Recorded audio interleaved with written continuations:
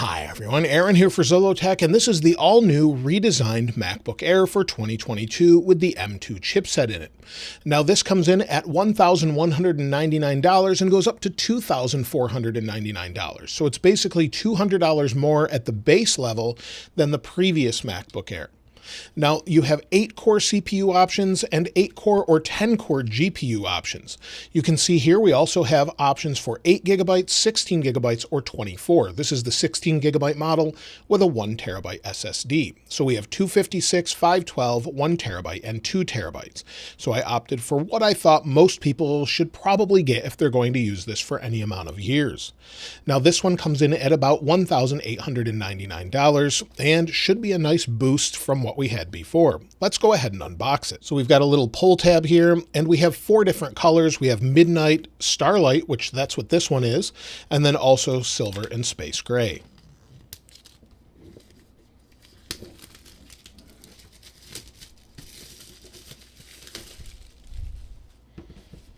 So let's turn it around. We'll take the top off the box. There we go. And let's take a look at this. So we'll lift this out, and it's got a new design. It's sort of squared off. We'll look at that in just a moment. And inside we have our MagSafe to USB-C adapter, and it's got the Starlight coloring to it. So you can now buy these in the different colors that are available for MacBook Air if you want to have matching cables. Also inside we have some paperwork. Let's see what we've got here. So typical paperwork here. And it's always difficult to get the stickers out. Let's see if we can get that here. And we've got Starlight colored stickers. So 2 Apple stickers. Of course, then you have your warranty card and a quick start guide with just a little more information about the Mac itself. Now inside, we also have our AC adapter. Now you can opt for different ones here, but this one is what was included. I didn't pick the other one. And this is the new 35-watt dual port. So let's open it up. And as you can see here, it's the dual port connection on the bottom. So 35 watts, not super fast, but if we open it up, you'll see it looks like this. I've shown this in a different short video I did on YouTube. You also have the option for a 67 watt USB-C power adapter, which should charge it in about 30 minutes or so. So if you want the quickest charge, you want to opt for the other one. If you want the convenience of maybe charging an iPhone or an Apple Watch and a Mac, you want this one. So we'll set the box aside and let's take a closer look at this Mac. So let's go ahead and remove the wrapper.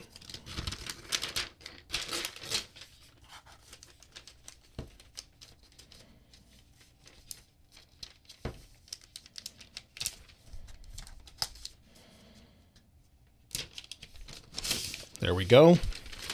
And as you can see, it's that new Starlight color. Now, as far as the overall thickness and everything, let's go around the outside edge. We'll talk about weight and more. But as you can see on the left-hand side, we have a MagSafe adapter plus 2 Thunderbolt 3 adapters. Now, these will give you connections to one 6K monitor at 60 Hertz. Unfortunately, you don't get the option to connect to 2 monitors. On the other side, we just have a 3.5 millimeter headphone jack that supports high impedance headphones. And then if we look at the front, it's very familiar. And then if we go around the back, it looks really like the latest Mac Pro. And as you can see on the bottom, we have 4 different feet and then 4 screws, just 1 in each corner here. Now this weighs 2.7 pounds or 1.24 kilograms and is pretty light overall. Now let's compare it with the previous generation. So here I have 2 MacBooks. I have the previous generation M1 MacBook Air, and as you can see, it's got the wedge-shaped. And if we put it on top here, it's very similar dimensions, but take a look at the side here. So you'll see we no longer have the wedge shape. It's just sort of a squared off edge all the way around and rounded at the bottom, and looks very similar. If we flip it around to the other side, we have similar connectivity, but of course we gain that 1-port MagSafe. Unfortunately, no SD card slot. Now, if I compare it to the 14-inch Mac Pro or MacBook Pro, we'll bring that in here. You can see the different sizes. So we'll slide in the MacBook Pro, and here is the MacBook Air to give you a size comparison. So you can see the difference there. It's a little bit smaller as far as its outside dimensions. And then if we take a look at the size, or the side rather, you'll see here that it's definitely a little bit thinner. So if I move it to the side here, you'll see the thinness. It's basically the bottom portion of the MacBook Pro is how thick the MacBook Air is. According to Apple, it's 0.44 inches or 1.13 centimeters. So it's pretty thin overall. Let's go ahead and open it up. So we'll open it up here and take a look at it. It turns on by itself. We'll give it just a moment, and we'll set this up in just a moment. You can see it booted up already, and of course we have the regular keyboard, just like we have on all the Macs now. So this is really nice. It's completely blacked out, and then of course we have Touch ID in the upper right. Also, we've got a notch in the display this time around, and this is a 13.6-inch display, 2560 by 1664 with 224 pixels per inch. It's 500 nits of brightness is what its peak capability is, and it supports P3 color. Now let's go ahead and set it up. We'll select our language and click Next. Now we'll select our country or region and click Continue. We can select accessibility options if we need them. We'll click Not Now, and now we need to set up our Wi-Fi network or connect to it. Now it talks about data and privacy. We can learn more, but we'll just click Continue, and we have the option to use Migration Assistant. Now this will allow you to move from a different Mac or Windows computer. We're just going to continue without this using Not Now, and then we can log in with our Apple ID. Then we have to agree to the terms and services, so we'll check I have read and agreed to the iCloud terms of services and click Agree. Now we can put in our password. We can also select a picture here if we want, a different emoji or something else, and we'll just select maybe an emoji here, a smiley face for now, and click Save. Then we'll click Continue. Then it moves on to our iCloud account. We'll give it just a moment for it to set up that. Then you'll agree to Find My, and now we can select if we want location services on or off, and you can change this later on as well. We'll just click Continue for now. Then we can set the time zone automatically, and for some reason, location services were off. It turns it on automatically now, and then it selects it. We'll click Continue. Now we set up Touch ID, so we'll click Continue on that, and then place our finger here and set up Touch ID. It's pretty fast. And then we just move it around, get all of the different angles we could press it with, and then click Continue. It's that simple and super nice to have on a Mac, although I would like to see Face ID at some point. Of course, we can use Apple Pay now or set it up later. We'll just click Continue. And now we're at the home screen. So we'll click OK to allow Calendar to use my location. And this is the home screen of the MacBook Air. Now, if we take a look at the Apple here, we'll go to About This Mac. You can see that it comes pre-installed with macOS 12.4. 12.5 is right around the corner. You can see it has 16 gigabytes and it's the M2. Now we'll run a couple tests in a moment, but let's go ahead and close this and let's take a look at this webcam. Now this is a 1080p camera. It's got an advanced image signal processor with computational video, but no mention of center stage. So let's open the recorder. We'll record with QuickTime here. There we go. And let's go to File and then New Movie Recording. We have the camera active with QuickTime. Let's make sure we're on maximum quality. We are. Let's go ahead and hit record. And now we're recording with the FaceTime HD camera on the new MacBook Air. It's 1080p, like I said before, and the quality's okay. It's basically what you get with the MacBook Pros and everything else, and it's definitely fine for things such as conference calls or FaceTime calls. However, the mic array is typically where it's really great. Apple's done a great job in most of the new Macs where they have great sounding microphones, so let me know what you think about that compared to the studio mic I'm using for the rest of this video. Of course, when macOS Ventura comes out, we'll be able to use continuity camera with our iPhone camera, which will be much, much better. So that will give us an additional option that looks way better than what this camera does in such a thin sort of chassis where we have such a thin display and not a 4K camera. So I can't wait for that to come out as that looks great. But let me know what you think about it in the comments below. Now with the keyboard, we do have a backlight. So if I turn off the lights here, you can see the backlight and it lights up on its own, or you can make it a little bit brighter here with the keyboard brightness. We'll just turn that up. You can see the difference here. If I turn it down, turn it back up, we have a keyboard backlight. We'll turn the lights back on. So it's always nice to have that available. And then of course, it's the same great keyboard we've had in all of the new MacBooks for some time since they've gotten rid of the butterfly keyboards. Now let's take a look at the display and then also we'll take a listen to the speakers. So we'll go into Safari. Now this is one of my videos on YouTube that's in HDR. And if I make it full screen, you'll see we have HDR options up to 4K. And then also it will go up to 500 nits. So not as bright as the latest MacBook Pro where it is much, much brighter with that mini LED display, but it is 500 nits and you can view that content. Also, let's take a listen to the speakers. So I have a camera comparison loaded here, another one of my videos. And if we use magnet paper, we can actually see where the speakers are. So there's kind of hidden under the keyboard or top bar here, and you'll see them here. So this gives an idea where the speakers are. Let me zoom in. And again, you can see the different speakers and different magnets around the MacBook itself. So there's 4 speakers. So let's take a listen to those. So here's my Apple Watch with the noise app, so we can take a look at the decibels. I'll move my microphone and let's take a listen to the speakers.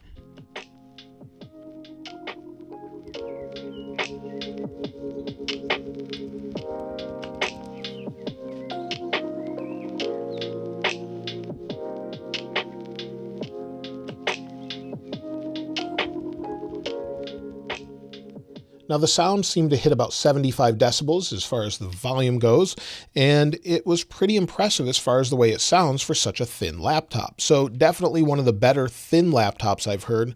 Not as good as the 16-inch MacBook Pro, but pretty decent overall. Now, if we go into the system preferences here, let's take a look at the wallpaper that comes with it, and then we'll also take a look at some benchmarks. So we'll go into the desktop and screensaver, and as I scroll down, you'll see some of the new M2 MacBook Pro wallpapers here, but nothing really particularly different. So not anything really new. Of course, I'll link the wallpaper for the new MacBook Air that they have online in the description below. And so you can see this goes with Starlight. Now let's go ahead and dim this down. I'll install some apps and we'll take a look at what this can actually do. Now you'll see I have disk speed test open, so we'll take a look at the speed of the SSDs internally. But on the left, I have the previous generation M1 MacBook Air. And this is an 8GB model with a 512GB SSD. On the right, of course, M2 with 16 gigs of RAM and a 1TB SSD. Let's make sure the settings are the same. We're on 1GB, and let's go ahead and click Start. So we'll click Start and see what we get. So for write speed, we have 2900 on the M2 and 2353 for read speed. On the M1, it seems to be a little bit faster. So we'll give it just a moment to sort of cycle. And there we go. We've got 4,269 for write speed on the M2 and 2,037 for read speed. So it's going back and forth, but it seems to be able to go over 4,000 for the write speed, which is very impressive on the M2. Now we'll go ahead and change this to 5GB and try again. So we'll go ahead and click Start. Now, neither of these have a fan inside, so they could get heat soaked a little bit. And so as you can see, we're getting about 2,600 to 3,000 write speed on the M2 and 2,700 or 2,600 read speed. On the M1, it's a little bit slower for write speed, sometimes a little bit faster at 2877 for read speed. So very similar SSDs, although the write speed really bumped up on the M2 for a moment. However, it's possible they could get a little heat soaked and slow down a little bit. And if we click on the sensors here, it says it's 109 degrees. It doesn't have a fan internally. So if we take a look at the thermals just from running this, you can see here with the surface temperature. So on the M1, it's 81 degrees or 82 degrees Fahrenheit, 27.6 Celsius. On the M2, we are about 30.6 or 30.2 degrees Celsius and 89 degrees on the M2. So it does get a little bit warmer, it seems, on the M2 so far. Now, just in that time, it's cooled down to 88 degrees very quickly, according to iStat menu. And if we use a FLIR thermal camera, you can see the keyboard of the M2. So I'll hit record here, and that's the M2. Over here is the M1, which seems to be much cooler so far, although maybe not, depending on the angle we're at. So it seems to vary, but that gives you an idea of what the thermals look like. We'll check that again when we run a more intense benchmark. Now I've opened Geekbench 5, and we'll go ahead and run the CPU benchmarks. This is the latest version. This will just show us the overall CPU benchmarks versus the previous one. It doesn't necessarily equate to everyday use. Benchmarks completed, and as you can see on the M1, it scored 1,758 for single core versus 1,903 for single core on the M2. For multi-core on the M1, we have 7,734 versus 8,868 on the M2. So not a huge jump as far as numbers. Let's go over and test the actual GPU as well. So we'll just go and run a metal benchmark test. So we'll go to compute, then we'll go down to metal here, and we'll check the M1 versus the M2. So we'll run compute here, and we'll see what we get. Now the metal benchmarks have completed, and this is where we see a big jump. We have about a 33% increase or so, from 20,636 on the M1 to 30,607 on the M2. So that's a pretty big jump as far as the overall compute and metal scores. Let's close that, and let's also try Cinebench. One thing to note is during Cinebench it gets very hot, so that's one reason I wanted to run this, just to see what the thermals were like. You can see the CPU is completely pegged during this test, and we'll see if it drops down at all, since this actually says that it's 118 degrees, so it should be quite warm. Now during this test is when many saw the fan kick on the M2, and so you'll see here we're at 95 degrees Fahrenheit on some parts of the M1, and 94 or so right there. Let's switch to Celsius. We're about 34.6. On the M2, we are at, we'll give it just a moment here, see what we get, 35 or so. Thought I saw a spike, 40 or 106 degrees, so pretty warm. And then also with the thermal camera. Now iStat menu saying 120 degrees, but it doesn't look like it's throttled yet. And if we take a look at the overall temperature here with the thermal camera, this gives you an idea of what it looks like. That's the M2, and then if we move over, here's the M1. So they're both fairly warm, but the M2 definitely looks like it seems to be hotter overall. But it's keeping the job going, and it's not actually throttling at all. And so as you can see, the CPU is staying fairly consistent during this test. So that's a good sign that it can keep itself cool overall. And for most tasks, I don't think people will have issues with this. Cinebench is finished, and it's about in line with what we had with Geekbench. So 7,824 points on the new M2 versus 7,173 points on the M1.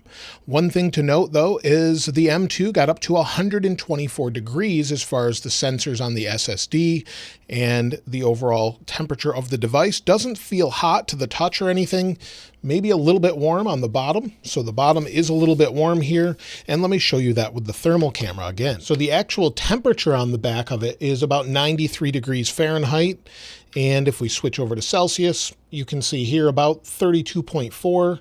So it's not super hot, but it's definitely a little bit warm. 34 degrees in the upper right, 93 degrees. So let's take a look at the thermal camera, and we'll turn it here, and this will show you where the warmth is. So again, with the thermal camera, you can see an idea of where all the heat is at the top here. So definitely a little bit warm, but nothing too hot to leave on your lap. Now, after running synthetic benchmarks, those are just numbers, but not real world usage. I never had throttling issues with the benchmarks, so I thought I'd try something such as Final Cut Pro. That's something I use all the time, and I could tell what it would perform like compared to what I normally use, which is a Mac Studio with an M1 Ultra, 128 gigs of RAM, and an 8 terabyte SSD. This performed flawlessly. It plays back the video, no problem. This is a video from January that's about 26 minutes long. Plays it back, no problem, and it's an intensive edit. We're stacks and stacks of edit on top of edit with titles and more, and as you can see, there's a lot in this edit. So I can go where I'm playing back multiple videos at once. 4K videos are super smooth. There's 5 different videos recorded from the front-facing cameras of all these iPhones, and it plays it back without a problem. Never did I experience any thermal issues with this when I was editing.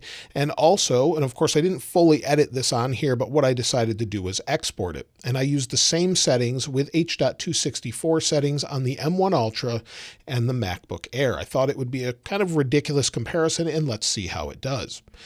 Now, during the export, after it completed, it took 10 minutes and 53 seconds on the Mac Studio M1 Ultra and 17 minutes and 49 seconds on the MacBook Air M2. That's incredibly impressive given that this is about a quarter of the price and doesn't even have a fan in it. It did get a little bit warm, but nothing too intense, no real issues. The CPU's barely spiked, and that's thanks to those new encoders on the M2 chipset. So that's incredibly impressive on this device. Now, one thing also I tested was just to see if it was warm on the bottom or anything else. It was barely warm. It's barely warm right now, just running Final Cut Pro, having it render in the background. So pretty impressive, and you could definitely edit 4K video on here without a problem. Now, during that time, I've been on battery the entire time. And as you can see, the battery right now is at about half or so. If I click on it, you'll see we're at 47% battery. That's pretty impressive given that I've installed everything. I actually set this up, exported a full video, ran benchmarks and more, and we're still at 47%, and it wasn't fully charged when it arrived. It has a 52.6 watt-hour lithium polymer battery, up to 18 hours of Apple TV movie playback according to Apple. Also, it has Wi-Fi 802.11 ABGN AC and AX, or Wi-Fi 6, and Bluetooth 5.0. And so who is this really for? Well, I would say anyone that wants the latest and greatest MacBook. Maybe you're a college student, you want something super simple and light. This is definitely one of the nicest computers I've used. Of course, using it over time, it's going to be something that will last for many, many years. It really is a great new design and super thin and light, and I would highly recommend it to anyone. However, compared to the previous generation MacBook, you can get this currently with the M1 for $200 cheaper at the base level. So that would really be up to you whether or not you want the latest design or if it doesn't matter at all. If it doesn't matter and budget's no price, but you want a super thin computer, go for this. However, you could bump it up for a few $100s or more and get a MacBook Pro. So it's really on that edge of what you can do with it and what you need it for. I think the biggest disappointment for me is that it only works with one external monitor, but for most people that use this, they probably won't mind. At a previous job, I used a MacBook Air and connected it to 2 monitors. That was a bit of a pain back in the day, and that would be a pain with this now. So I'd need something a little bit different.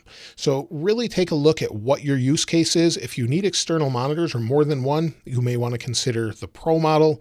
If you don't, this is going to be a great laptop. It's super light and portable and definitely highly recommended. And so if there's anything else you'd like to know about the latest MacBook, please let me know in the comments below. Any other tests, I'll try to answer those, whether that be another video, shorts, or something else. If you haven't subscribed already though, please subscribe. And if you enjoyed the video, please give it a like. As always, thanks for watching. This is Aaron. I'll see you next time.